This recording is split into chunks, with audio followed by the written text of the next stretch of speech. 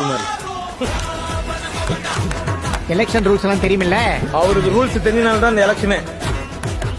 Address proof, address proof, passport, international driving licence எல்லாம் original.